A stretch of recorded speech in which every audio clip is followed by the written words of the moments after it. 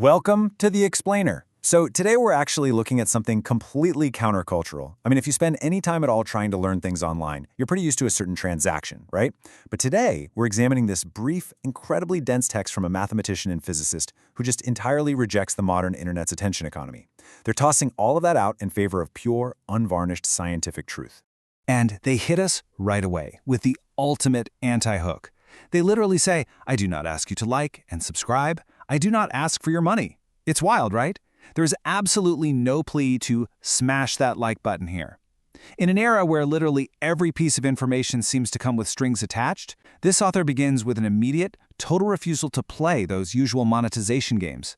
It's kind of like a complete clearing of the throat, demanding that we just strip away our usual defenses because, well, nothing is being sold to us. Okay, let's dive into this. It's just such a stark contrast. We're all so used to this clout-driven internet where survival relies heavily on your money and, your attention. But this offer? It's totally different. We're being offered state-of-the-art knowledge in mathematics and physics completely for free. It's essentially replacing the economy of attention with an economy of pure, uncompromised information. So, with all that transactional noise out of the way, the narrative shifts right into the dense intellectual core of what this mathematician and physicist is actually offering us.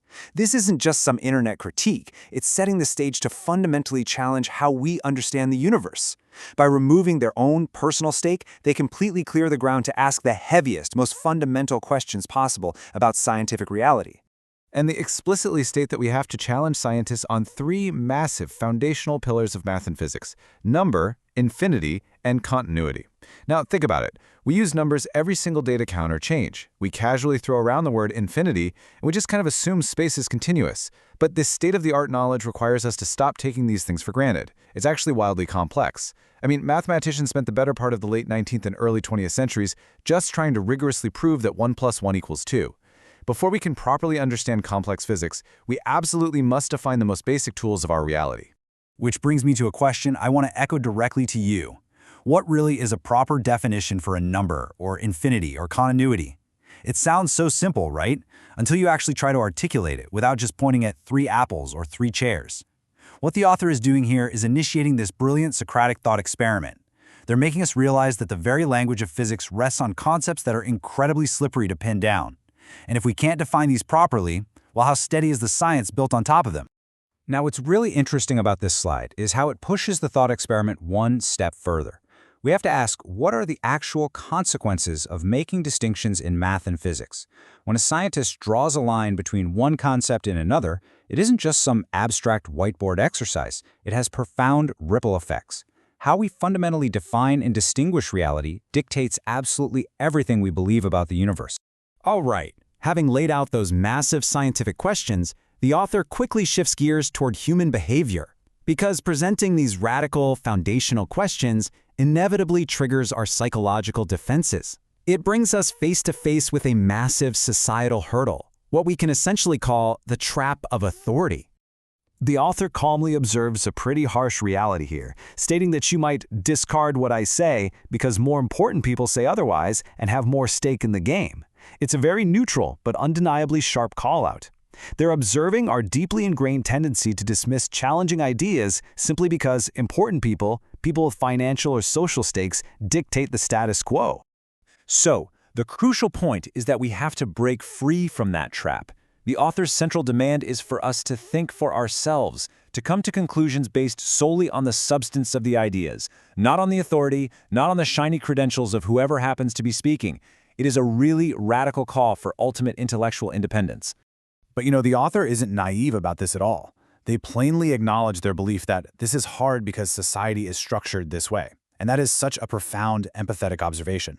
According to their worldview, prioritizing substance over authority goes against the very fabric of how society is built. We are deeply conditioned to look to leaders and credentials, which makes the independent evaluation of raw scientific truth incredibly difficult work.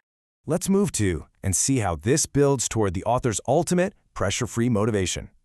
I mean, if it's so hard, and if society is fundamentally structured against this kind of independent thought, why bother sharing this knowledge at all?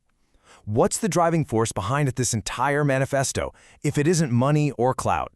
Well, here is the author's true stance, and honestly, it's incredibly liberating. You do not have to believe them. You do not have to invest in these ideas. Because they have absolutely no stake in the game anymore, the expectations are completely removed. You are completely freed up to examine these concepts purely as a curious observer, with zero pressure to conform to anything. And this brilliantly illustrates the author's ultimate manifesto. I just have the best story available, but it is not to be monetized. That single line really captures the whole shebang. It is a pure, uncorrupted offering of knowledge, just sharing what they believe to be the truest state of reality, passed from one mind to another, totally free of charge and totally free of strings. Which ultimately brings the challenge right back to you. If you strip away the important people and all the endless noise of the attention economy, how will you define the foundations of your own understanding? What is your definition of reality, of infinity, of continuity? The author has freely given you the questions to ask. Now, without anyone asking for your money or your subscription, finding those answers is entirely up to you.